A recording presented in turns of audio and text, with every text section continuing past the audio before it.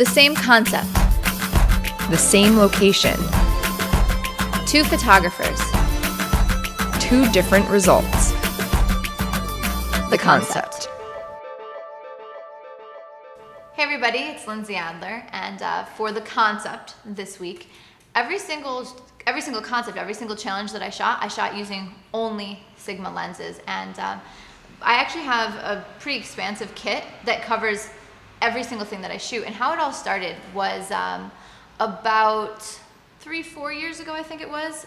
One of the people on your team approached me and says, you know, I see that you're shooting, you know, it was this like rinky-dink, like one of the little 85s, you know, it was like a, I don't know, 2.8, like something, like, you know, from some other camera company. And they were like, you know, we've got this 85-1.4. I have a feeling you're gonna love it. So they sent it to me. I tried it and it was amazing. It was perfect. So after that, I'm looking at this 85. I'm like, this is fantastic for my headshots, for my beauty shots, for anything on location. I'm like, okay, what else have you got? You know, I'm like, let me see more. And so then I tried the 50, and then I tried the 7200, and I tried the 12-24. I tried everything, and it was perfect for what I was doing. And it's fantastic, and I've used them ever since the first time I got that 85 in my hand. So I wanted to introduce these guys. This is Emmy and this is Patrick, and they're both work for Sigma, but they're also my friends. They're super cool. Do you want to say hi? Hi. Hi, everybody. So let's talk about what I did this week. This week during the shoots, I have my bag over there. Okay, so this is what I have in my bag. Okay. I basically brought everything because for these challenges, I didn't know what they were gonna give me. Like, had no idea. So I don't know until I see it. Well, am I gonna need a lens for beauty, or am I going to need a lens for a wide dramatic shot? So everything I brought this week, I had a 50mm, the 50mm 1.4 Sigma, and the 85 1.4. Those are the lenses I use the most, and guess what? I didn't really use them in the challenges because these challenges were different. Like, it took me outside of my comfort zone because a lot of times it was lenses and concepts that I wouldn't be my fallback, like my go-to. So I had a 12-24 when I was shooting really wide shots. One of the first things that we did was shooting at a shipwreck. Okay. So I've got this like massive, like crazy shipwreck. We were walking and trespassing in these crazy areas. I can't wait to show you guys pictures. You'll love them. Anyway, so I was shooting, I had a 12-24 and the 24-70. So far, the lens I've used more than anything was 24-70 because I have so much flexibility with it. I'll shoot my wide shots, I can zoom in for something a little bit closer, get a little more compression. For my beauty shots, I usually use a 70-200, and I brought that with me. But I was doing some really tight, like almost abstract beauty shots, so I used my 150 macro. And a lot of people don't think of doing beauty with a macro lens, but I mean, we shoot 70-200 with the 150s in there for compression, except for now I can photograph and shoot even tighter. So I had that. And I think more or less that's the range. So I had the 50, the 85, the 12-24, 24-70, 70-200, and 150 macro. And that covers everything. And so I always carried it with me. So then I'd think of the challenge and then try a little bit of everything. Now, Brooke, on the other hand, Brooke is the other photographer for this week, and she does fine art. And Brooke shoots pretty much a 50 and a 35. And so she's been trying the 35, and I know she loves it. And that's one of the huge, I have the 35 over there, haven't used it yet this week. Maybe I will, I've still got a couple more challenges to go. I'm on social media a lot, on Twitter and Facebook and all that, and I've been seeing a ton of chatter about, literally the quote that I saw yesterday was, wow, Sigma stepped up their game, these lenses are awesome. What's changed recently? Like, what direction are you moving different in the past? Because people are just all of a sudden just raving about Sigma, and I hadn't seen that in years past. Is there something different, or what direction are you guys going? Well, last year, we just, our new CEO decided to redesign our lineup and put it into 3 different categories. It's essentially called the Sigma Global Vision. And it's split up into the contemporary art and sports line. And it's a way to categorize them based on the design, how Sigma goes about designing a lens, what's its specialty. So for the sport line, it's fast, it's got good like telephoto range for the most part. It works in conjunction with the USB dock. The sport line is much more customizable with the USB dock than the art and the contemporary line, but all three can be customized. But basically what we did was we enhanced the quality of the lenses. Every lens is checked before we ship. We put them in the three categories so that it's easier to understand how Sigma goes about designing and manufacturing the lenses. And we keep pushing out more and more technology. So what's the majority of what I'm shooting? What would you classify those? Or is that everything? That's everything. You know, you gotta have a mix of everything. Yeah. Yeah, nice. I have Good job. everything. Yay. Cool.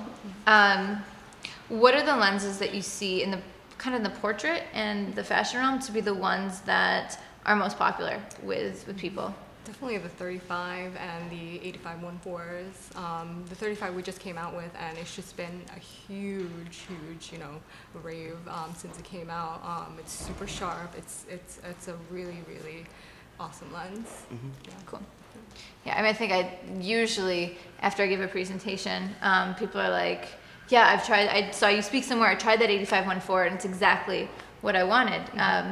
And so I know that in the past, one of the pitches that people, when they were talking about Sigma, like, oh, I love it because of the price. But I know that you've seen that change recently, right? Now people are talking more about the lenses themselves, and like not even including the price, right? Yeah, we really want to emphasize the quality of the lenses over just the price. Your series that you consider like, what do you call them? What's the, at the end? Like my 85 says 85-1.4 something at the end. What EX? EX. Okay, yeah, so there's no more EX designation for our lenses. With the new Global Vision, we want every lens to be the highest quality. So they dropped the EX designation to show that every lens, no matter what line it's placed in now, is of the highest quality. It's not just EX4, or like the L series is what they compare it to, but. Makes sense. Okay, cool. Yeah. I was like, and then we have the 18-35 1.8 coming out, and yeah, we're really excited about that. That one is so cool. Yeah, and do you want to talk about why people are so excited about that one? Because I mean, as soon as I saw it, my jaw when I saw that, it's not out yet. So it's what, the 18-35 1.8. When I saw it, my jaw dropped. But why is that? So the 1.8 is the first zoom lens to have a 1.8 aperture. I think the widest that it was ever was 2, and I forget who made that. But other than that, it's usually 2.8. So 1.8 is now the largest aperture for a zoom range ever created. So that's a big step in technology, and I think it says something for Sigma and where we're going.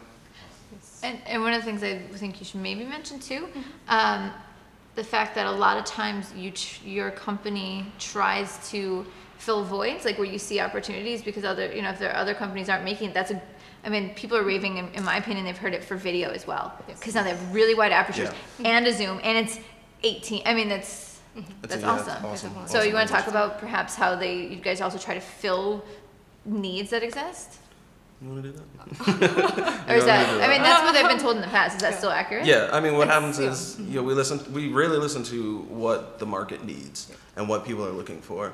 And that's where Sigma steps in and tries to actually provide a lens that fits what consumers are asking for. Not just what they would suit the company best, but what the consumer would want. Yeah. Cool. I also direct a lot. But when I direct, depending on the budget of the shoots, I'm not just pointing, I'm actually behind the camera a lot.